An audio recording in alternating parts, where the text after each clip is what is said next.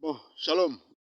Ici, je suis dans le petit bois du lycée agricole. Je suis à 7 minutes, hein, ouais, 7 minutes de là où je suis, de Bourges. Donc, je suis entre Bourges et Saint, Saint-Florent, voilà. Donc, c'est dans ce petit bois où je viens prier. Voilà, ici, c'est là. Il y a le soleil en face de moi là. Donc, quand je prie, le soleil est là. Vous voyez là, le soleil est là. Ah, c'était, ouais, voilà, le soleil est là. Le soleil, il est là. Voilà le soleil. Voilà, le soleil est là. Voilà. Donc, ici, de là où sort le soleil là, c'est l'ouest. Donc, l'est, c'est de l'autre côté.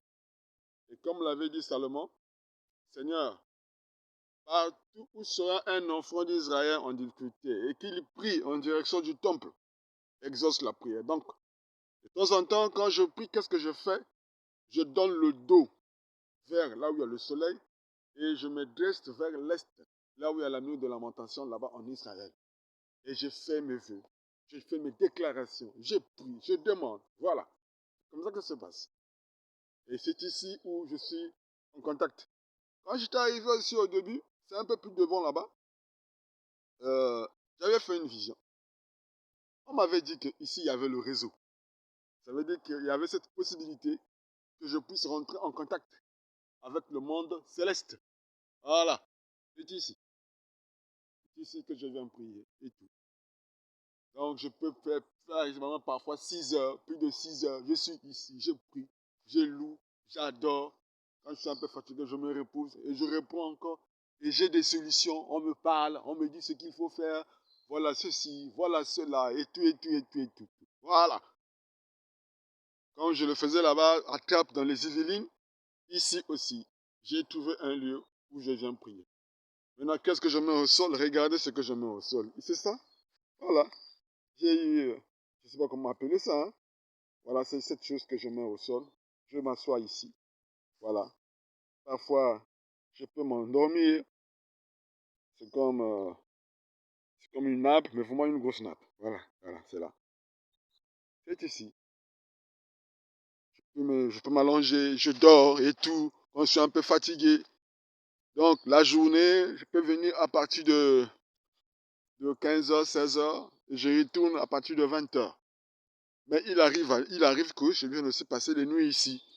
Quand ils viennent passer la nuit, là nous sommes en automne. Dans l'automne, il y a un peu de la fraîcheur parce que nous allons vers l'hiver. Je peux commencer les adorations à partir de 20h jusqu'à 6h du matin. Et ici, 6h, c'est vraiment noir. Actuellement, nous sommes à 6h, c'est comme si c'était encore, on appelle ça, 4h chez nous au Congo là-bas, en Afrique. C'est vraiment noir, c'est vraiment noir. Voilà. Maintenant, quand je viens ici, par exemple, la nuit, qu'est-ce qui se passe? J'ai ici ce petit paquet. Dans ce paquet ici, j'ai une couverture. Attendez, je vais vous montrer ça. Vous voyez là, la couverture que j'ai empaquetée ici là, c'est une couverture qui me sert la nuit parce que j'ai des histoires qu'on peut mettre pour le haut, pour le dessus, pour vous protéger de la fraîcheur. Mais les pieds, quand si vous ne mettez pas ça, vous allez vous geler. La fraîcheur d'ici, ça n'a rien à voir avec la fraîcheur de l'Afrique. C'est une fraîcheur assez forte, assez féroce, assez atroce. Donc, il faut couvrir les pieds. Sinon, après, vous allez avoir des problèmes de pieds et tout et tout. Voilà. Donc, voilà. C'est dans ce lieu où je viens adorer. Ça va vraiment vous donner une bonne leçon, vous tous. Les prédicateurs, les pasteurs, qui que vous soyez. Attachés à la prière, attachés à Dieu, les sœurs, les frères. Frère Branham aussi. Celui qui a donné le succès, ce sont ces choses-là. Il y avait des sœurs au temps de Frère Branham qui partaient prier dans la forêt à cause du succès du ministère de Frère Branham. Le succès du ministère de Frère Branham, ce n'est pas seulement lui-même, ce n'est pas parce qu'il était prophète, non. Mais il était engagé dans la prière. Il était engagé dans l'adoration. L'église l'accompagner dans l'adoration. Lui-même, c'était un grand adorateur, un grand prieur, mais il y avait aussi des groupes de frères et de sœurs qui priaient pour ce ministère-là. C'est ce qui a fait le succès de Frère Branham. Et une chose encore, la sœur Meda était une battante dans la prière, une femme forte dans la prière. Ça veut dire qu'il n'y avait pas un problème qu'il ne pouvait pas résoudre, parce que ce soit le mari, que ce soit la femme, que ce soit l'église, tous étaient engagés dans la prière. C'est la chose qui n'existe plus aujourd'hui dans les églises du message. Ils passent seulement leur temps à critiquer les autres, à faire l'apologie des citations, et tout, qui connaît plus, et tout. C'est pas ça, frère. Le secret du chrétien, le secret de la spiritualité, le secret de l'onction, ce sont ces choses-là.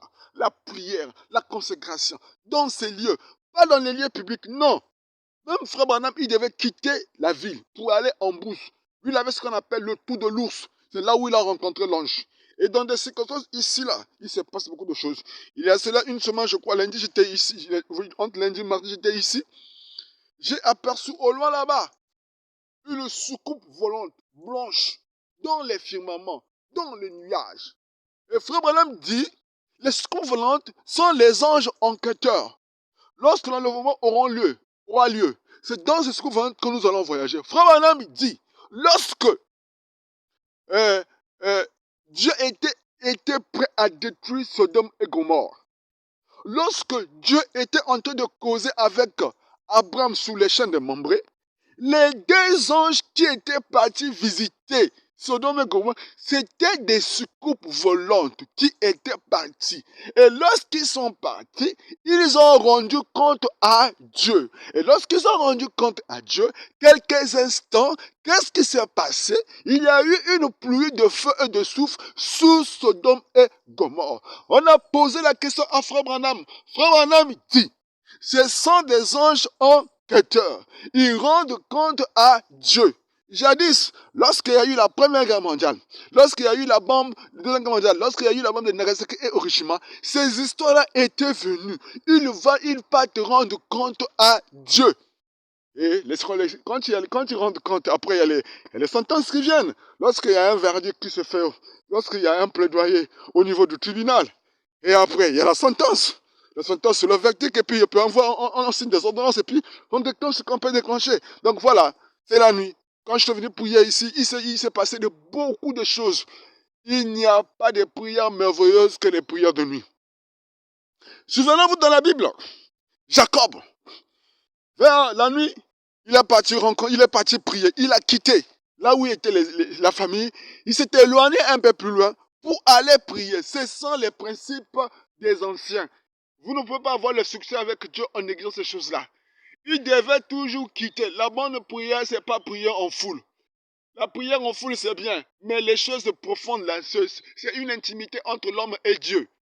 Jacob devait quitter là où était la marmaille, là où était Rachel, là où était Léa, là où étaient les Rubel et tous les enfants. Il s'était éloigné.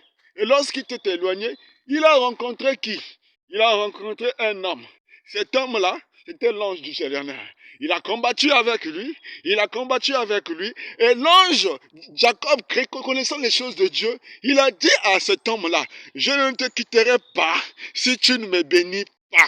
Quand tu viens en ce lieu, tu dis à Dieu, je ne te laisse pas, si tu ne me bénis pas, il te bénira. C'est dans ces lieux où il y a la bénédiction. C'est dans ces lieux où il y a la solution à tes problèmes. C'est dans ces lieux où la gloire de la Shekinah descend. Toujours Jacob, lorsqu'il quittait là-bas, il quittait là où il était Cana pour aller à Charan, pour aller chercher Rachel. Souvenez-vous, il est arrivé en un lieu, il avait pris une pierre informe. Et lorsqu'il avait pris une forme informe, qu'est-ce qui s'était passé? Il était assouvi, il était affalé, fatigué. Il a pris sa tête, il a posé sous la pierre. Et lorsqu'il a posé la tête sur sa pierre, qu'est-ce qu'il y a eu? Il y a eu ce qu'on appelle l'échelle des anges. Les anges montaient, descendaient. Et au-dessus de l'échelle, il y avait quelqu'un qui était Elohim. Ça avait formé une pyramide. La réponse, les anges partaient avec les prières, avec les soupirs inexprimables de Jacob. et il revenait avec les réponses de Dieu. Et ici, je vous dirais aussi que la même chose se fera. Vous qui allez ci et là, allez prier. Les pyramides là se formeront dans vos vies. Les anges monteront, descendront, monteront, descendront. Ils vont monter avec vos requêtes, avec vos soupirs inexprimables. Ils reviendront avec les solutions. Quand vous sortirez des milieux similaires, vous serez régaillardi, irréquinqué, irréhaussé, irréhabilité, restauré. Voilà, c'est le secret. Moi, je n'ai pas autre chose à vous dire. Tous les anciens ont connu ces choses-là. Frères, mes frères et sœurs, où que vous soyez, où que vous allez suivre cette vidéo-là, faites ces choses-là. Vous aurez le succès dans votre vie. Vous aurez la réponse dans vos problèmes. Mais je voulais notifier une chose. Lorsque vous serez dans les forêts, attention. Ce sont les choses qui sont en vous qui vont s'exprimer. Si vous avez une vie impie, vous avez une vie souillée, ne vous hasardez pas. Vous allez consulter les féticheurs, vous allez consulter des nganga. La vie cachée là, parce qu'en réalité, lorsque nous marchons, il y a une vie invisible. Cette vie invisible va s'extérioriser. Voilà pourquoi vous allez remarquer qu'il y a certains pasteurs, il y a certains frères qui sont partis en forêt, il y a eu les serpents qui les ont mordus. Ils sont partis en forêt, ils se sont affolés. Ils sont partis en forêt, il y a eu des problèmes. Oui frère, ils avaient une vie cachée, une vie invisible que les autres ne pouvaient pas voir. Ne partez pas en forêt, ne partez pas en bourse pour aller prier Dieu si vous avez des vies tortueuses. Mais je vous dirais que vous qui êtes les chrétiens, vous qui êtes les saints, faites ces choses-là. Vous aurez le succès dans votre vie. Vous qui avez le ministère, faites ça. Vous aurez le succès dans votre ministère. Ici, vous êtes requinqués, vous êtes réénergisés. Car frère Branham dit, Dieu est dans la nature. Dans la nature, vous rencontrerez Dieu. Que le Seigneur vous bénisse. Appliquez ces choses. Vous aurez la solution à tous vos problèmes. Il n'y aura pas un problème qui pourra vous surpasser. Non, monsieur. Vous n'aurez pas besoin d'aller voir les gens qui ont les dents, les trucs. Non. Vous aurez les problèmes, les réponses aux problèmes vous-même. Que Dieu vous bénisse partout où vous allez visualiser cette vidéo. C'est le pasteur Kikapi. Bienvenue au petit bois du lycée agricole entre Bourges et Saint-Florent en France. Que le Seigneur vous bénisse.